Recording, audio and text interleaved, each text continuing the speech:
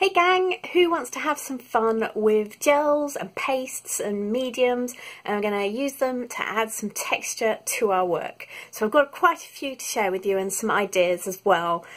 This is only a small amount of my stash, so but I won't go into a lot of detail on the actual gels and mediums because they're kind of interchangeable actually. And what I mean by that is that if you've got a favourite paste or gel that you like to use, then carry on using that. And you can probably do most of the techniques that I'm going to show you with that. And then I'll go through as I'm doing it if you've got to swap to a different type of paste or texture. Hopefully it'll make much more sense when we dig on in. So let's go and do that now. So I've very roughly ordered my gels and mediums and pastes into three groups, and it is very rough because a lot of these groups kind of overlap with each other. And I've got my gel mediums, I've got gel mediums that have already got some texture in them, and then what I'm going to call more the sort of pastes. So these are the modelling pastes and the moulding pastes. And you'll find there's a lot of sort of crossover between these. So for instance, something like this mousse, which I've put in the paste side, it has a kind of almost crumbly gel consistency, or something like this paste is very gel-like. So they're great for adding through your stencils. And depending on what companies made them, you'll get different names for them. So for instance, this one is called modelling paste, and this one's called moulding paste. As I said, names are pretty interchangeable, so I wouldn't worry too much about it. It just gives you an idea of what to expect. So you've got these, and then you can get them coloured. You get a lot of these that are coloured, particularly if they're from craft companies. They tend to sell them in different colours. The ones that you get from art companies tend to be white, but I'll show you how to colour them in a minute.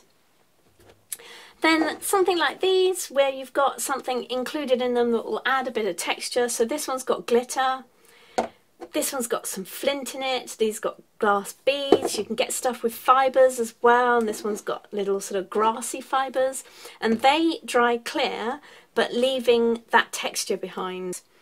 And then you have the gels, and depending on what kind of gel it is, it will either dry transparent or a little bit towards the opaque.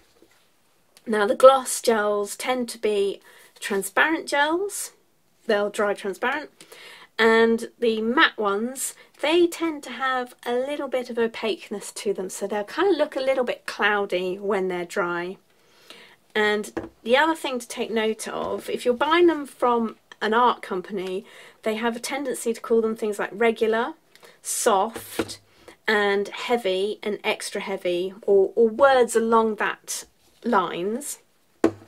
And what they mean is that what's the consistency like compared to their main acrylic paint. So for Golden, their main acrylic paint is the heavy body paint. So a regular gel has the same consistency as the heavy body paint, their heavy body paint. So it is basically heavy body paint without the pigment. So the soft gel tends to be a lighter gel, so it's more runny than the heavy body paint. And then when you go on the other side, the heavy gels, they are more viscous than the heavy body paint, so they're going to be thicker. Something from a craft company, they won't have as big a range of the different kind of gels. So you'll probably just, there'll be a few, maybe a transparent one, a matte one, things like that. So this one, just out of interest, this one is very comparable to the regular gel in its viscosity. So just in case you're interested.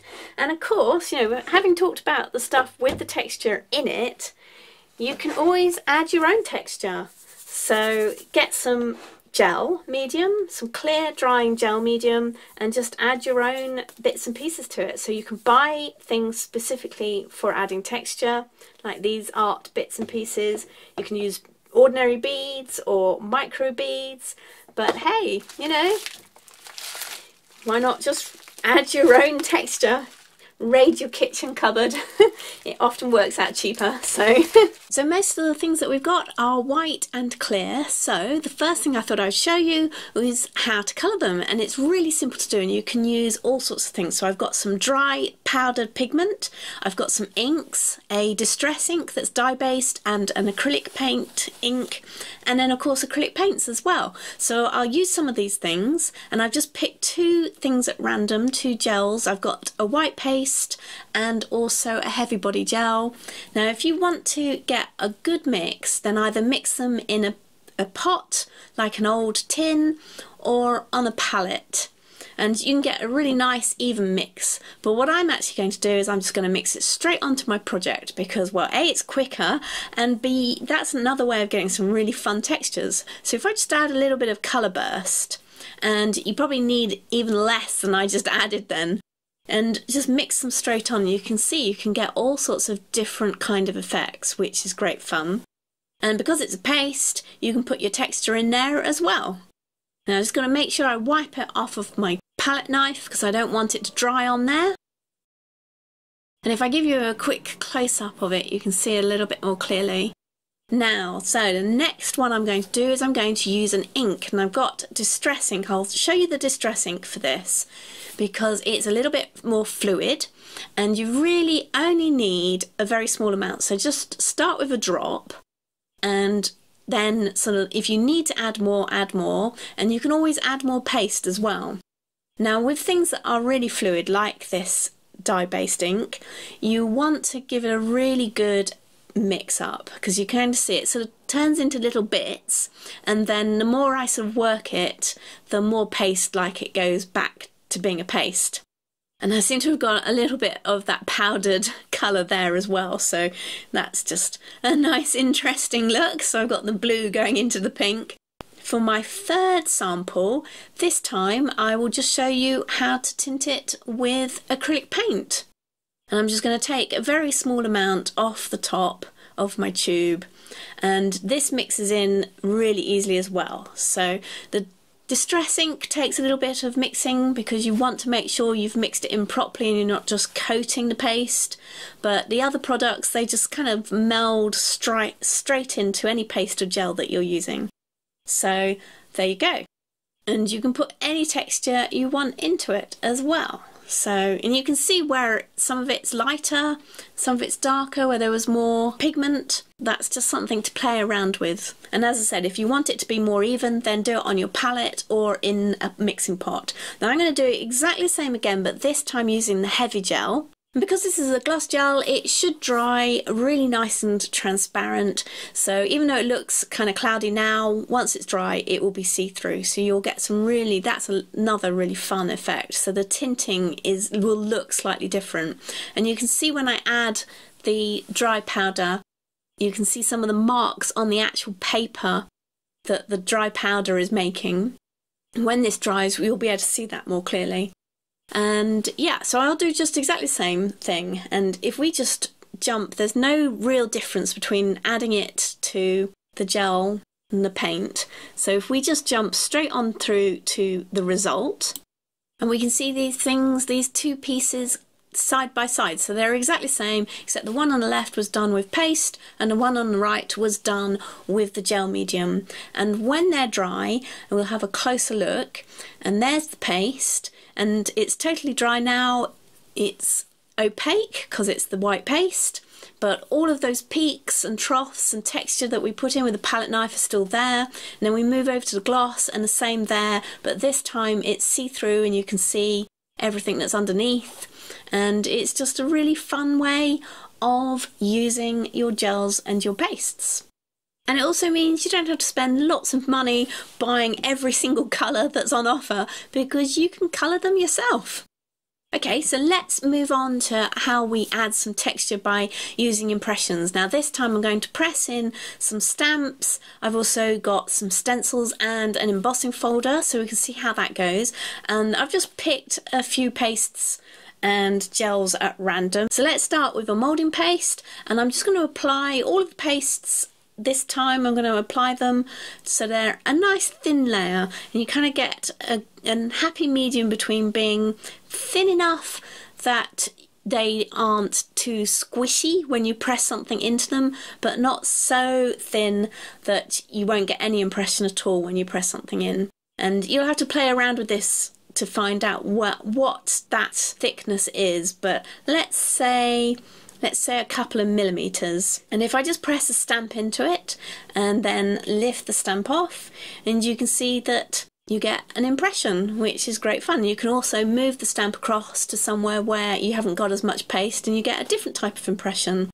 Now you want to make sure that you clean anything you press into your gels and your pastes off pretty quickly, because you don't want the stuff to dry on them. So I use an old soft toothbrush, and that comes in really handy to do that. Now if I also, in this moulding paste, just press a stencil, and this is another fun way of using your stencils, so rather than stenciling through and adding the paste through them, you can just use them to imprint into the paste. And again, just clean it off immediately. And then the next thing we're going to do is do an embossing folder, and just exactly the same again, where I'll just press the embossing folder in to make an impression. And we'll come back to that when it's dry. So in the meantime, I'm going to do exactly the same again, but this time with another paste and also with some gel. So you'll have some good comparisons of what it looks like. I'm just putting it in as a nice thin layer of both of these things, and I just do exactly the same as you just saw me do. So we'll skip to the end and look at the results. And there you have it, the two side by side. So the moulding paste on the left, and then the stencil paste, and also a regular gel on the right. And you know, there's quite a lot of space here, so I think I'll also do a little bit of doodling with the other end of a paintbrush. And you've seen me do this with my heavy body paint before, so you can do this in your pastes and your gel just the same. So here are the dry results. So they all kept their shapes perfectly. So the moulding paste, the gold paste there, and also the regular gel, they all kept all of their textures. And you can see the regular gel, I mean, it's beautiful. It's gloss, so it's see-through, and that just is a really fun way of adding a texture to something. Imagine that layered over the top of something. What you do now is also something, you know, open to whatever you fancy. So if I just add some paint over the top, you can do it with just neat paint, or you could add more water to make a wash. And dry brushing is a really great thing to do over texture. So if you do dry brushing, you can really pick up embossed and debossed sections of the texture. So I'm just going to do a rough and ready just so you can see. So this is not going to look particularly pretty, but it just demonstrates the kind of things that you can do on your textures. And look at the sort of way it almost looks glazed on that gloss one. So yeah, have a play with that, and then don't forget that you can also use crayons as well. So I've just grabbed a gelato and I'm just roughly scribbling it over some of that texture, and you can just see how it highlights some areas.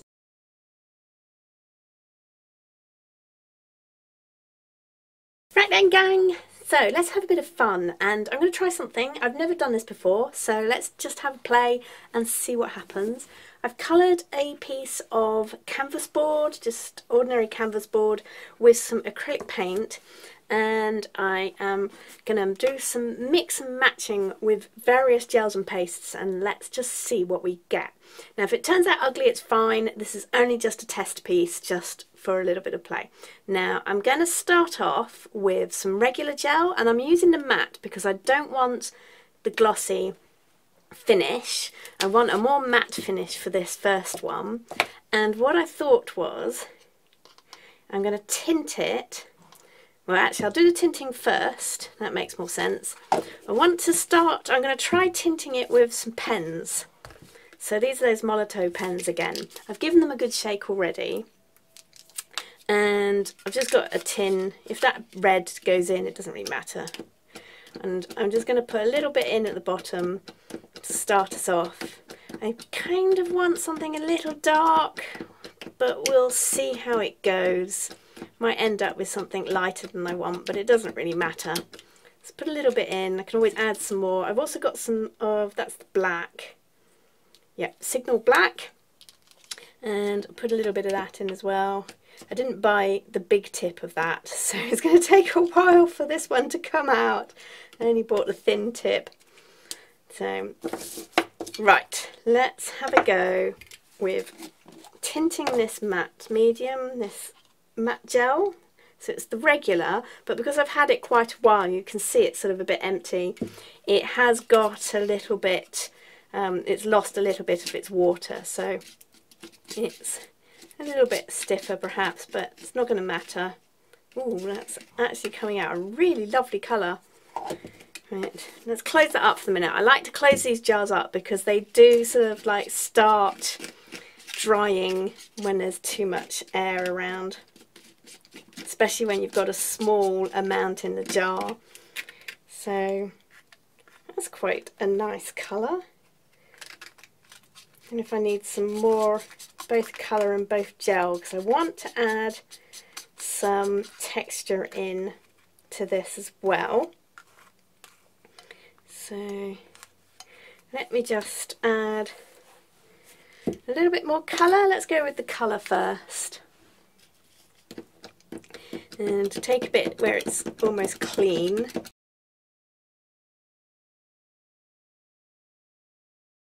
That's kind of getting there. What I want to do now is I'm going to use these cumin seeds that I've been putting on my desk, that have been on my desk for a while.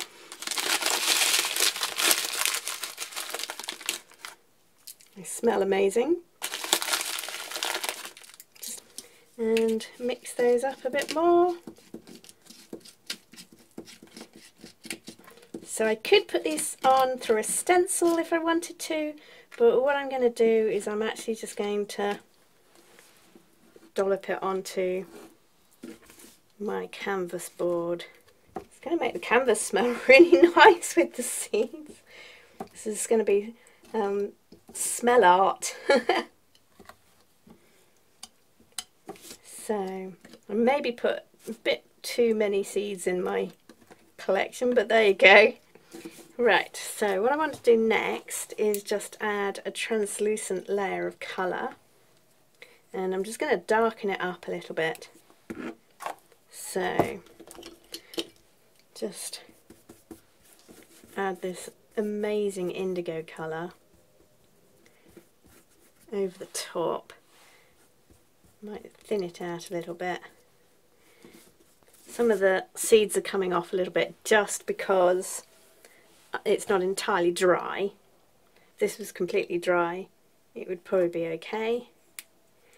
But as it isn't, there is going to be a little bit of movement. I'm going to use a heat tool to take off some of the moisture so that I can then get ahead and do the next layer. So you remember at the beginning of the video I said that a lot of these gels and mediums are quite interchangeable. And yes, they are, but there is a couple of occasions, and I said I was going to tell you about these, a couple of occasions when they're not. And that's, for instance, if you want to add a really thick layer to your project. So if you wanted to add some really big textures, then you're going to need to use a moulding paste or the modelling paste. Something that will dry the same thickness as you put it on.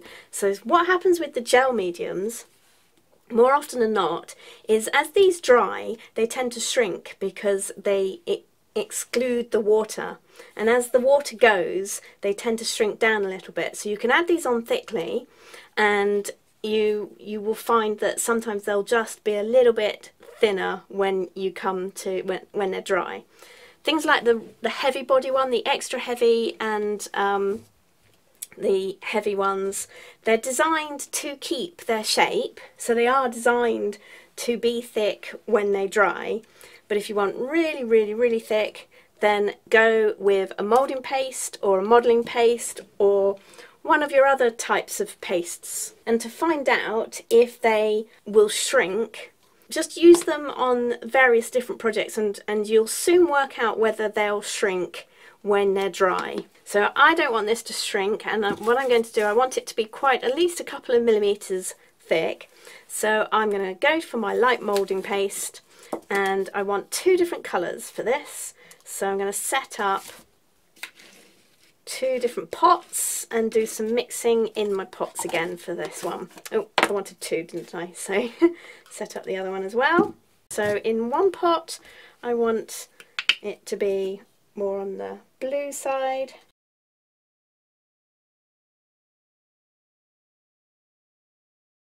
Mix that up. And remember, these will dry white or tinted, so they'll be opaque. What I mean is they'll be opaque, so not like the gels where they'll be translucent. These will be opaque. So, and then for the other colour, I'm going to use a little bit of yellow. Add that in. And mix that up. And I particularly like using this light moulding paste. It's really good at holding its shape, and it's very light. So I think they use some sort of hollow bead in it. I can't swear to that, but I think that's how they do it, because the other moulding gels, the ones that don't call themselves light, from Golden and also from Liquitex, they are really quite heavy. So the light one is a really nice one to use. Right, so this is partially dry. What I'm going to use is this. Do you remember the grunge paper? You know, the Tim Holtz grunge paper? So this was some grunge alphabet, and then I kept the negatives from it. And you can see it's quite thick. So at least a millimetre and a half, maybe even 2. So that's why I wanted to use something a little thicker. And let's have a go.